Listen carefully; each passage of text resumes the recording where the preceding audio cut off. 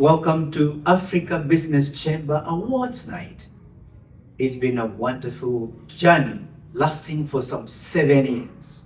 And of course, when you come over here, Africans get recognized, people who are doing things that are worthwhile, worth celebrating. It's all happening today here at the Millennium Conference Hotel, here at Gloucester Square in London, at the heart of London.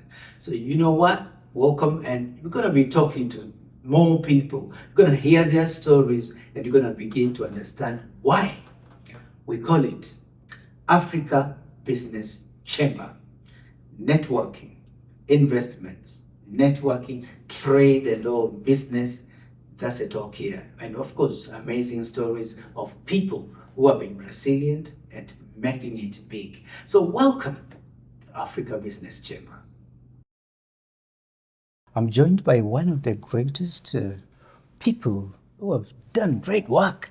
And Thank you. Please, can you just start by introducing yourself? And So you're one of the nominees here. So how does that feel? Do you know what? It's extraordinary. My name is Rini Siangamoshi. It is extraordinary because to be recognized on your own continent, that means more than anything. I mean, I'm overwhelmed, actually, just to be a finalist. So whatever happens tonight, I'm a finalist forever. So I would thank hugely the African Business Chamber. But yeah, it's a real honor because you start with a dream and you just don't know if your business is going to make it or not. And it's hard. It's really hard to be an entrepreneur in the diaspora. I mean, it's hard to be an entrepreneur anywhere. But especially when generations, future and past, are looking down on you and you don't want to fail anyone. Yeah, no, you don't want to. Because you know we all have to pay our black tax. Of course. So somehow you've got to make it work. Yeah. And that takes so much dedication. Sure. But I love what I do, so I'm lucky. Amazing. So perhaps today is one of those nights you begin to sing that wonderful song, I Love You, Africa. Literally, Africa, you are my soul. Yeah. Oh, that's brilliant. So, well, of course, for those who don't know your work, can you just take us through what is it you do? For sure. So I'm a fashion designer, but I'm also a textile designer. And as we know back home, every single print means something. So every print I design has a meaning behind it. It's not just, as you know, ukinunua kanga, you don't just buy the pretty pattern. No.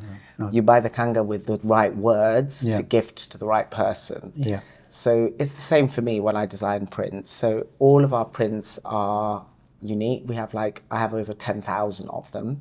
And so I'm the luckiest person in the world. I get to sit at work and just draw all day. Amazing. And then I have this amazing team who just make my dream a reality.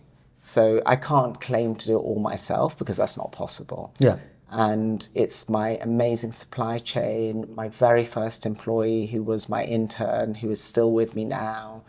They help me make the magic happen. Wonderful. So is it just in Tanzania and in the UK, or is it just in both places at the same time?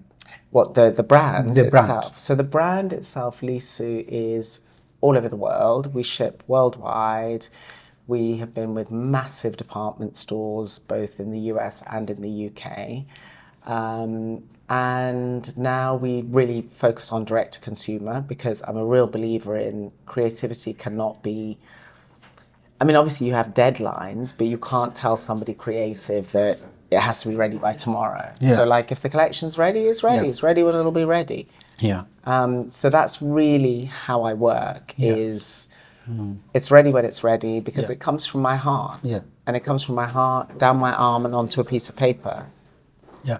I'm incredibly old school. I draw everything by hand. You draw everything by hand? Everything starts by hand because I really believe that it comes from my heart, down my hand, onto the paper. And then that is my truth. Wow. That's amazing because we are living in the era of AI and I wanted to become an artist. Use the shortcut. You are an artist. I love the fact you said I wanted to become. You already are an artist. So I don't know how to draw, but AI can do it for me. Yeah. But what AI can't do Yeah. is you have to input the information. So yes, somebody could go to AI and talk about my brand and what I do, but AI can only work on my previous work. Yeah. It can't develop something. And it does, we're social animals, we're human beings. Yeah. There's no human connection. And I think as much as that advance of AI, we were talking about it before, we still will always need human-to-human connection. Of course, of course. So let's go back to what really motivated you, I wanted to become a singer, and I found out the best place I could sing was in the bathroom. Same. In the shower. Nobody even wants to hear me sing. No responsibilities. Yes. No responsibilities. Sing as if no one's listening. And when you go to church, you just, it's covered. They say, make a joyful noise for the Lord. No responsibilities, No right? responsibility. Nobody can hear you. So that's why I never become a well-seasoned musician. Me too. But what was your inspiration to start what you started? My mum. My mama is everything to me, my late mother. And she sits on my desk in my studio and I look at her every day. She inspires me constantly. I always say to people I was born bougie. What does that mean? I'm not a Gen Z. You know what I mean when I say used to born be a bougie. Gen Z. So born bougie. Born bougie basically means that I came out of the womb with luxurious tastes. All right, okay. Because my mum had a love of luxury, and that luxury, it's not to do with money at all. Yeah. It's just to do with you like to look well and be turned out well. My mum sewed everything, and from the age of 4, in fact even younger, my mum would make all my clothes, and I used to say to her, Mama, nataka kuvaa kitu fulani, Mum, I want to wear a certain thing. Yeah. And my mum would be like, oh, you're going to a birthday party. And I'd be like, well, I've got the outfit to arrive. I've got the outfit for it's not even my birthday. Yeah. Well, it's not even about me, but I'm still making it about me. Okay. So I followed the sort of, obviously with African parents, I followed the academic route. I did my degree, I did my master's. And then I kind of came to a point when my kids were grown up where I just suddenly thought, what have I always loved? I've always loved clothes. Yeah. Let me make that my career. Okay. Wow. Because then it's like I'm not working. But it's so important because sometimes you see how you dress, what you wear. Says everything. Says everything. People think it doesn't matter. It matters so much. If it didn't matter, you can walk naked. It won't matter. Exactly. But wait, the fact that you're going to clothe yourself, it matters. Exactly. When you go to an interview, Yeah. even for women, it might, or for men, Yeah. it might be a pair of socks. It might be, a pair of socks. It might be, for younger women, it might be lingerie. It might be whatever. My thing is every single day I wear glittery socks. It makes me feel better. That's good. Everybody can afford, That's what I mean? It might be a lipstick, it might be whatever, but that's your joy. Yeah. So you just have to find your joy. And I always say that at work, joy is our purpose. Yeah. Of course we need to make money because if we don't make money, I can't pay people. Yeah. But at the root of it all is we're just bringing joy. We're bringing African colour to the world. Yeah. That's it. A long time ago in an African setting, you used to have all the children on Christmas Day, right? You get new clothing for Christmas. Now unapakwa Vaseline And then until your face shines. bad, eh? And you're shining on Christmas Day. And everyone was very smart on Christmas Very Day. smart. Only Christmas Day. Only one day. And it felt so cool. But you feel so good, don't you? Yeah. Because now you're ready for the world. Now I know how I miss my Christmas. I'm clothing. telling you, clothing. Well, do you know what? I can help you with that. Yeah. Because we do custom men and we have a collection coming up. Yeah. Which is unisex in 100% silk. Yeah.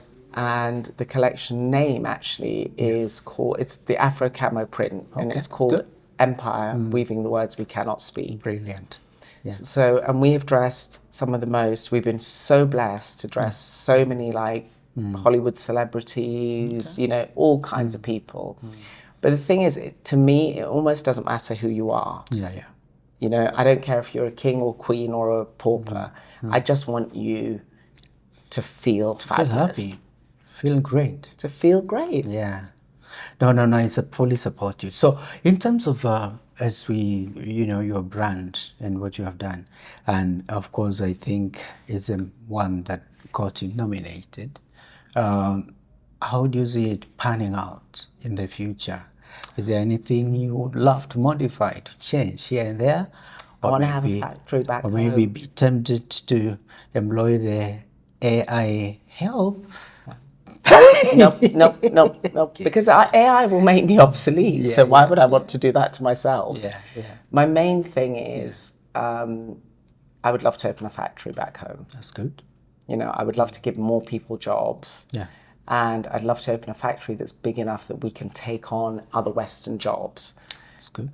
So that we can compete on a level playing field. I already mentor a lot of young designers, both in Africa and in the diaspora. And it's, you know, the thing that makes me so sad is that it's just a lack of opportunity. That's it. Yeah. There are so many amazing creatives who just don't have access and opportunity. So that, for me, is the big driver. And you know what? We need our own super brand. We need our own super house. Yeah.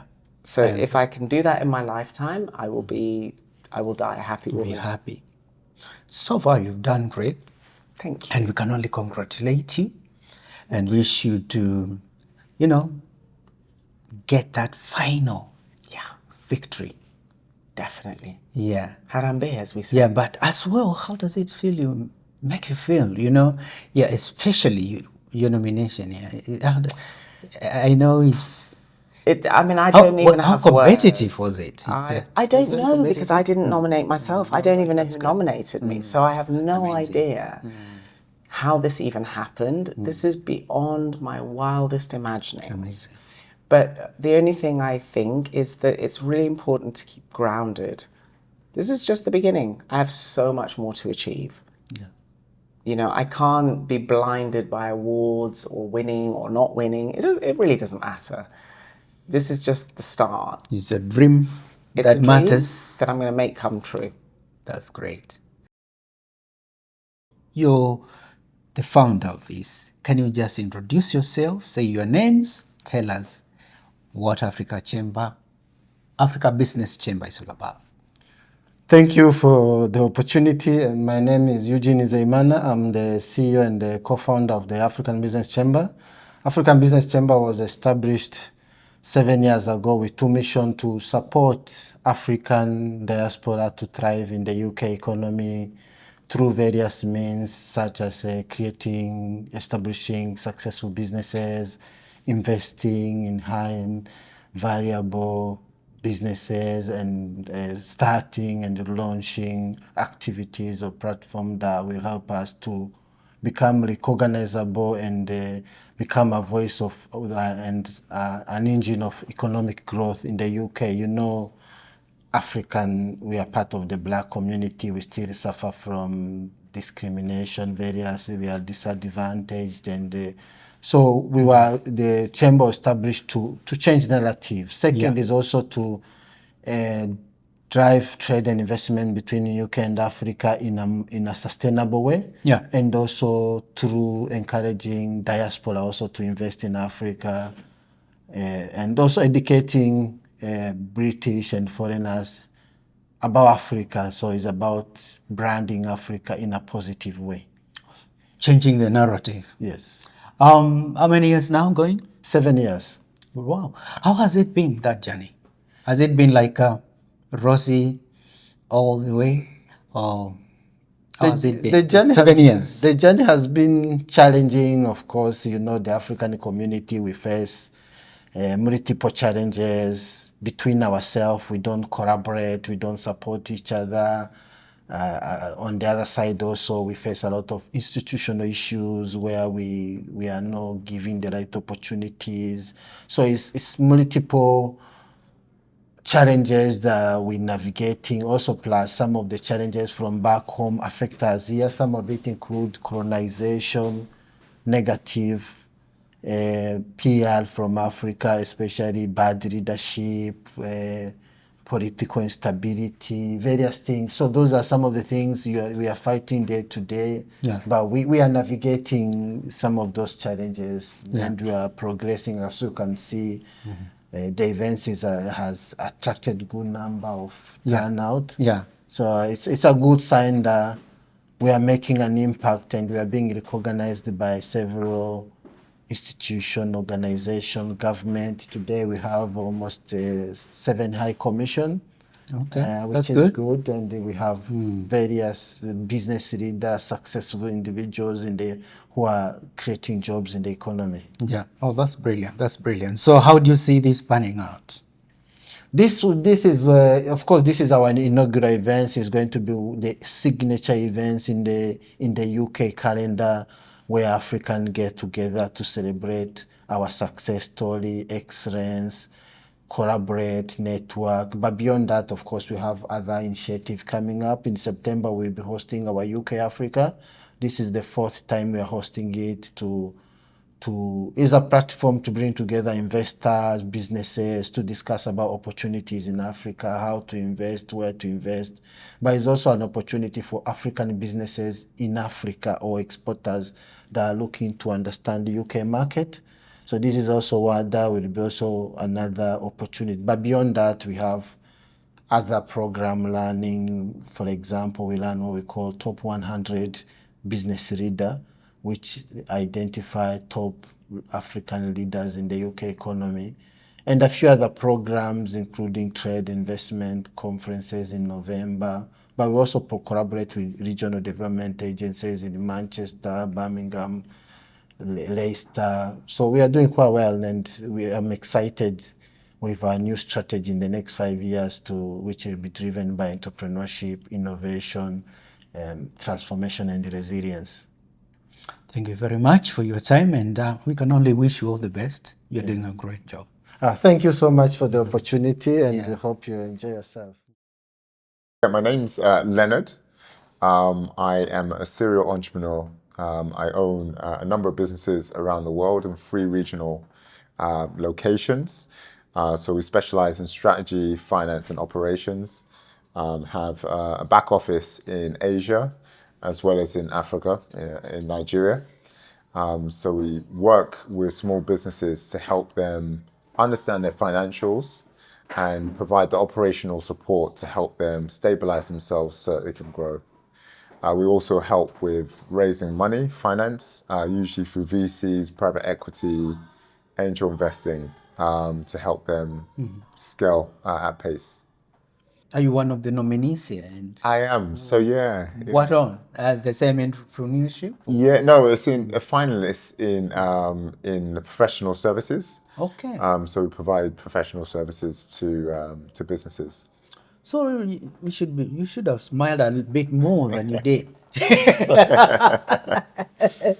How does that make you feel, being here? No, I feel celebrated really, I feel really honoured, to be honest, to be part of the African Business Chambers. You know, I am from African descendant, and the fact that I can actually be a part of something so significant is absolutely amazing.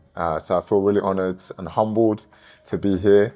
When I found that I was being nominated, I was really happy. My wife has come along to support me nice. for today, which is good. No, it's not only just about me, it's the legacy behind me. So for my children and also people in the community that I support, it just gives them an idea of actually there's a possibility to really work hard and be recognized for what you do. When you do something in front of children, no matter how difficult, they end up telling you they'll do what you have done very fast. Has it been rosy journey, or or just like my thinking, childlike thinking? It's like, oh wow, you are here now. Wow, it's easy. No, great question. And to be honest, it's your initial question. It isn't easy. Let's be really honest. There are challenges. Juggling, lifestyle, managing work, family, certain commitments. So it's definitely challenging. Yeah. It might look easy, like you said, but it's not. It does take a lot of resilience, and also commitment. Not to give in. There's sometimes where you find it really difficult managing sort of financials, everything, juggling things, but you need to remain resilient with regards to what you're focusing on and the vision that is ahead of you. What was your motivation? Yeah, I think a lot of my motivation comes from my parents as part of it. I always say that you stand on the shoulders of those who have come before you. So I really give a lot of credit to my mum and my dad who have come from Nigeria to the UK in the 80s when it was really challenging. So they inspired me from a young age. I always looked up to them. Even though they might not have noticed, I always looked up to them. So always give credit there. But alongside that is the family that I now have. So again, married young. I married in my 20s, early 20s. And as a result of having children young, it inspired me really to give them more than I can have, or I had. So it was all about trying to give them leave a legacy. That's one of the things, but also so that they can have a platform.